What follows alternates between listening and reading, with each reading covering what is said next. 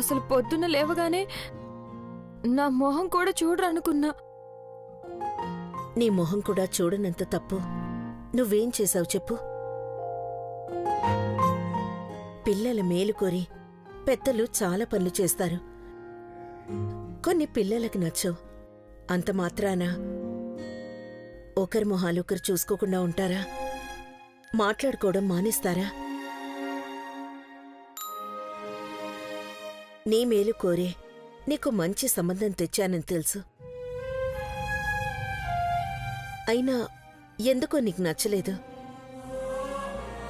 ఎంత బలవంతం చేసినా కాదన్నా. అయినా ఎందుకంత బలవంతం చేశానో చెప్పాను కదా. ఎవరో ఆడపిల్లని తీసుకొచ్చి ఇంట్లో పెట్టారు, ఏదేదో అని చుట్టుపక్కల వాళ్లంతా ఇష్టం వచ్చినట్టు మాట్లాడుతున్నారు. అది నీకు మంచిది కాదు, మాకు మంచిది కాదు. అందుకే నీతో అంత కటువుగా ఉండాల్సి వచ్చింది, బలవంతం చేయాల్సి వచ్చింది. అర్థమైంది కదా? మరి అర్థమై కూడా ఎందుకొద్దన్నావు? పోనీ వద్దనడానికి బలమైన కారణం ఏదన్నా ఉందనుకుంటే ఏమీ లేదంటావు. ఏ కారణమూ లేకుండా నీ పెళ్లి చేయకుండా ఇలాగే నిన్నింట్లో ఉంచితే నలుగురు అలాగే అనుకుంటారు. వాళ్ళ తప్పేమీ లేదు.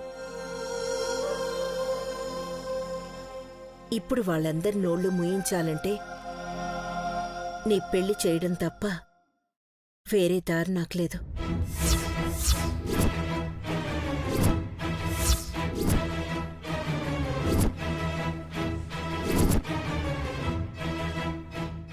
అర్థమవుతుందా? అయ్యో, మీకెలా చెప్పాలమ్మగారు? మీరు చెప్పేది అక్షరాల నిజం. కానీ నేను ఇంటి కోడల్ని, గుండెల మీద తాళి పట్టు పెట్టుకుని ఆ తాళి కట్టిన భర్త ఎదురుగా ఉంటే మరొకరితో పెళ్లికి ఏర్పాట్లు చేయడమా? ఆ ప్రయత్నాలు జరుగుతున్న ఆలోచనే ప్రాణం తీసేస్తోంది. నా బాధ మీతో ఎలా చెప్పాలి? నిజం బయటపడితే మీ ప్రేమ దక్కదు, బయటపడకపోతే ఈ నరకం అనుభవించాలి. ఏం చెయ్యాలి? మళ్ళీ ఏం ఆలోచిస్తున్నావు? అసలు నువ్వెందుకింత టెన్షన్ పడుతున్నావో నాకర్థం కావడం లేదు. అబ్బాయి చాలా మంచివాడు, నీకన్ని రకాలుగా సరైన జోడి. నీ జీవితానికి నేను హామీ ఇస్తున్నా. ఇంకేంటి భయం చెప్పు? ఇప్పుడే నిన్ను బలవంతం చేసి ఇబ్బంది పెట్టాను సంపంగి. 2 రోజులు టైం తీసుకో. పరిస్థితులన్నీ అర్థం చేసుకుని నీ మనసుకి నచ్చ చెప్పుకో. కానీ 2 రోజుల తర్వాత మాత్రం సరే అన్న మాట నీ నోట్లోంచి రావాలి.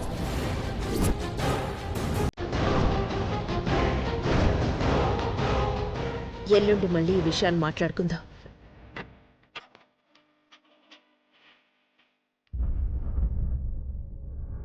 అందరూ నాకు భయపడతారు, అందరూ నా మాట విన్నట్టే ఉంటారు సంపంగి. కానీ ఎవరి దగ్గర నా మాట చెల్లలేదు. నా మాట ఎవ్వరూ వినకుండా ఎవరి ఇష్టానికి వాళ్ళు పెళ్ళిళ్ళు చేసుకున్నారు. కనీసం నువ్వైనా నా మాట వింటావని ఆశపడుతున్నాను. నీ పెళ్ళైనా నా చేతుల మీదుగా చేయనిది సంపంగి.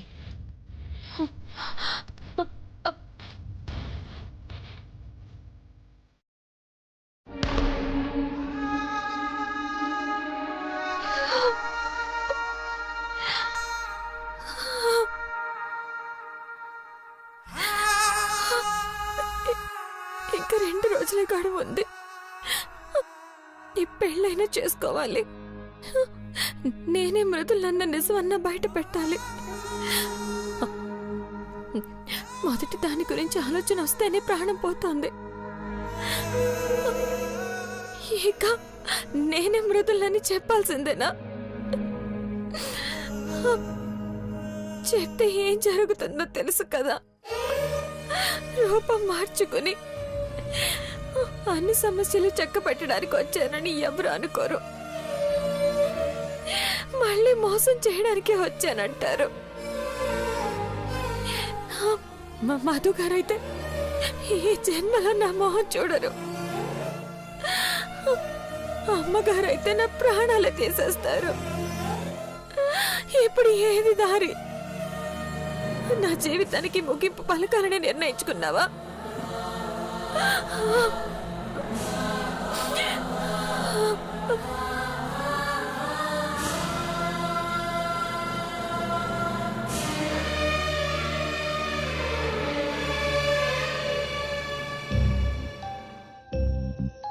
అన్నయ్య, అన్నయ్య,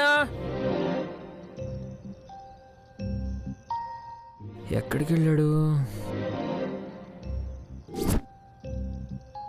అన్నయ్య, ఏంట్రా? ఏం లేదన్నయ్య, ఆ దయ్యం ఇక్కడెక్కడా లేదు కదా. ఉంటే మళ్ళీ ఏడ్చి చస్తుంది. ముందు విషయం ఏంటో చెప్పరా. చెప్పడం కాదన్నయ్య, చూడు.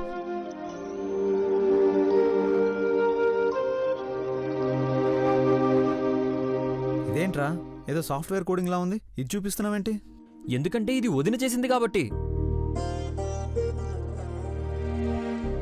వదిన ఇక్కడెక్కడో ఉండి ఎవరికీ తెలియకుండా రాత్రిపూట ఆఫీస్కెళ్ళి వర్క్ చేస్తుందన్నాను కదా, దానికి ప్రూఫే ఇది. నా ఫ్రెండ్ ఒకడు వదిన కంపెనీలోనే వర్క్ చేస్తున్నాడు అన్నయ్య. వాడు పంపించిన స్క్రీన్ షాట్స్ ఇవి. కంపెనీలో ఈ కోడింగ్ చేయగలిగేది వదిన తప్పించి ఇంకెవ్వరూ లేరంట. ఇప్పుడు కన్ఫర్మ్ అయిందన్నయ్య. అయితే ఇప్పుడు ఏంట్రా? అయితే అంటావేంటన్నయ్య, వదిన ఇక్కడే ఎక్కడో ఉండి అవసరమైనప్పుడు ఆఫీస్కి వెళ్తుంది.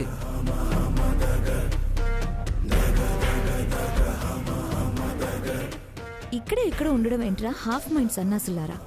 మీ ఇంట్లో మీ మధ్య తిరుగుతోంది. ఒక గ్లాసు నీళ్లు మొహాన్ని కొడితే బయటపడిపోయేదానికి ఏదో పెద్ద ఇన్వెస్టిగేట్ చేసినట్టు మాట్లాడుతున్నారు.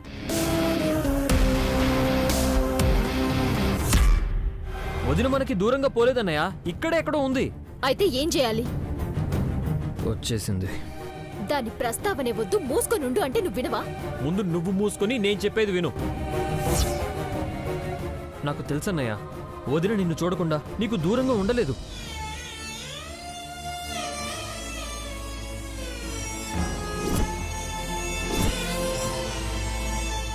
అసలు వదినికి కర్మేంటన్నయ్య? నీతో సంతోషంగా ఉంటూ కంపెనీ సీఈఓగా ఆ హోదాను అనుభవించాల్సింది పోయి దాక్కుని బ్రతకాల్సిన అవసరం ఏంటన్నయ్య?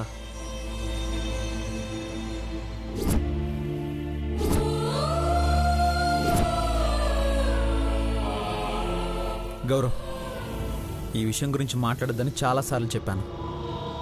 తను ఎక్కడున్నా సంతోషంగా బానే ఉంటుంది. లేదన్నయ్య, క్షేమంగా ఉండొచ్చేమో, బ్రతికుండొచ్చేమో గాని నువ్వు లేకుండా సంతోషంగా మాత్రం ఉండదన్నయ్య.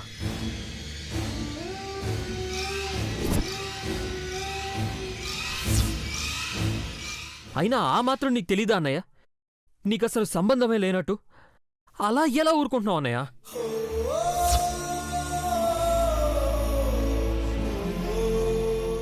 నీకు భార్య అన్నయ్య. కష్టమైనా నష్టమైనా ఎన్ని సమస్యలు వచ్చినా మీరు కలిసే ఉండాలి. అర్థమవుతుందా? ఆలోచించన్నయ్య. ఏంద్రీ లొల్లి? కావాలో అక్కర్లేదు బావకి తెలీదా? నీ సలహాలు కావాలా? ఎందుకు ఊరికి సతాయిస్తున్నావు? నువ్వు మాట్లాడద్దు మానసి. అసలు మీ అందరి వల్లే ఈ పరిస్థితి వచ్చింది.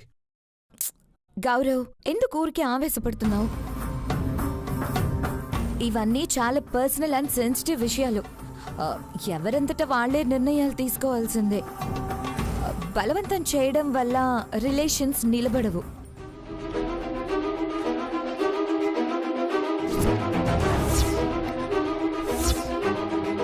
ఇక్కడేం జరుగుతుందో నీకు తెలీదు ప్రజ్వల. వదినతో కలిసి ఉండడం అన్నయ్యకి ఇష్టం లేక వదిలేశాడనుకుంటున్నావా?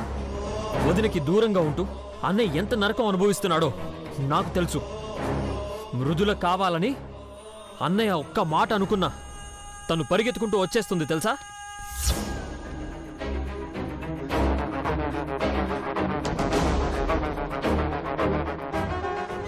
అయినా సరే ఎందుకు మౌనంగా ఉన్నాడో తెలుసా? మళ్ళీ వదిన వస్తే ఎక్కడ పెద్దమ్మ గొడవ చేస్తుందో.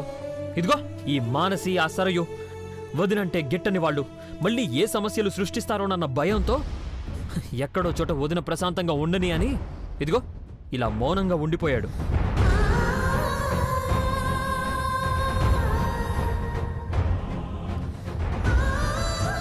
నీ తప్పు నువ్వు తెలుసుకోలేకపోతున్నావు అన్నయ్య.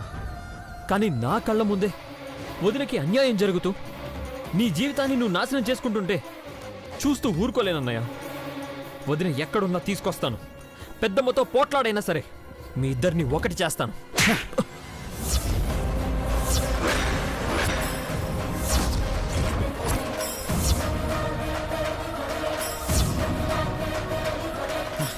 తీసుకొచ్చి ఏం చేస్తావురా?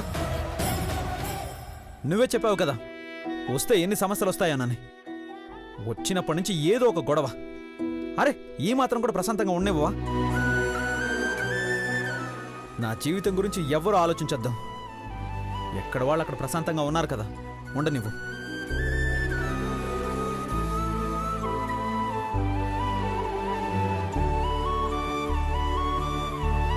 నువ్వు చేసేది కరెక్ట్ కాదన్నయ్య. చాలా మంది కుటుంబం కోసం వాళ్ళ జీవితాలు త్యాగం చేశారు, కానీ ఇలా జీవిత భాగస్వాముల్ని వదులుకోలేదన్నయ్య. నువ్వు తెలుసుకుంటావు, తెలుసుకునేలా చేయడానికి ప్రయత్నిస్తూనే ఉంటాను.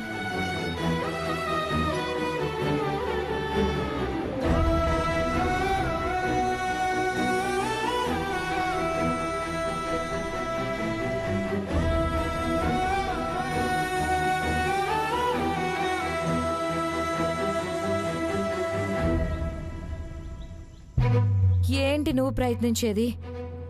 ఈ ప్రజ్వల రాకపోయి ఉంటే మృదుల ఆటలు సాగి ఏదో మాయ చేసుండేదేమో. ఇప్పుడు పెనం మీద కాలుతున్న దాని బతుకుని కాల్చి కాల్చి నాకు తిక్క లేచినప్పుడు పొయ్యిలో పడేస్తా.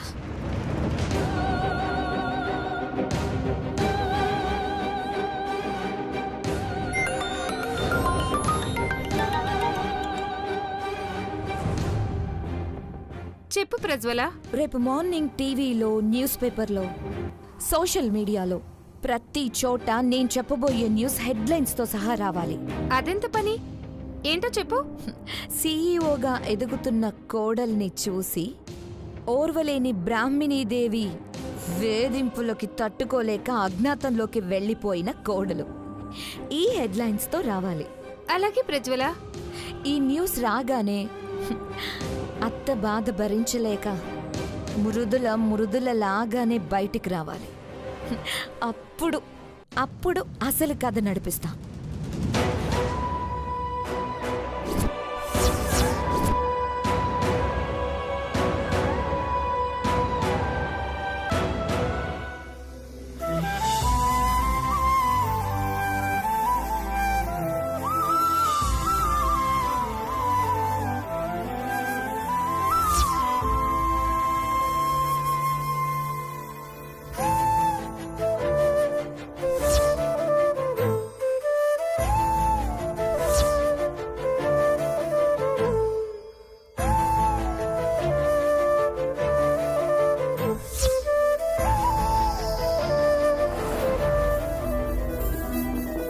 మృదులా,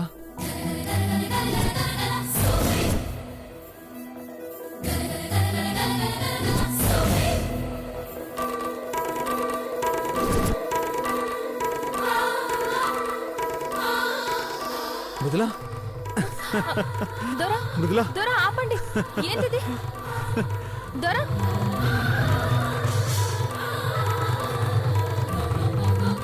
ఎందుకు ఇలా చేసావు మృదులా? అసలు ఏమైంది నీకు? నా దగ్గర కూడా ఈ నిజాన్ని ఎందుకు దాచావు? దొరా అది దొరా ఏంటి దొరా? నాకంతా తెలుసు మృదులా.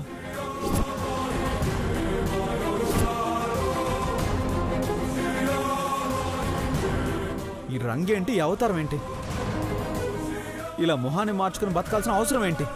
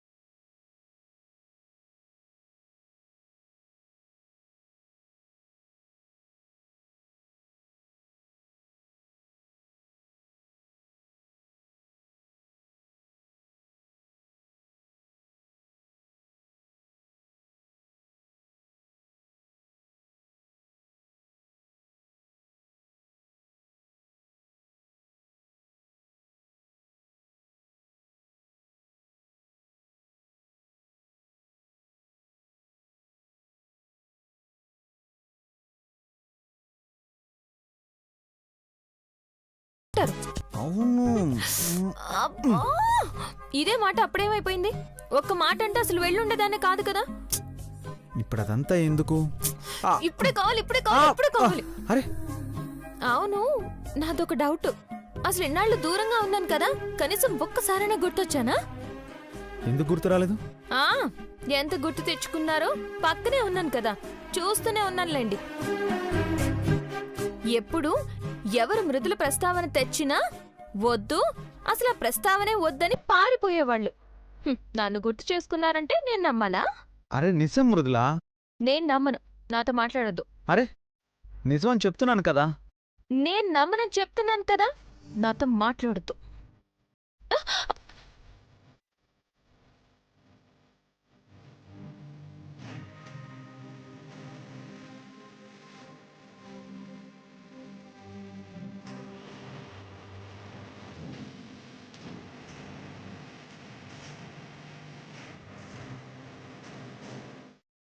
రోజులు దూరంగా ఉంది, మూడు దగ్గరకు వస్తే ముద్దు ముచ్చట లేకుండా ఎలగడం ఏంటి? వద్దురండి మధు గారు, వద్దురండి.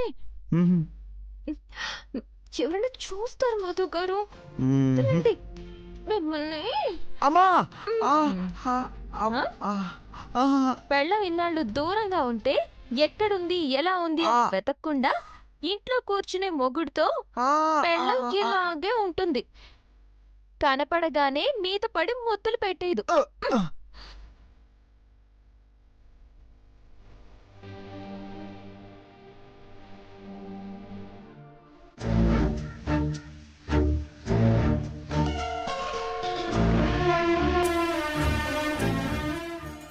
డోర్ వేస్తున్నావంటే?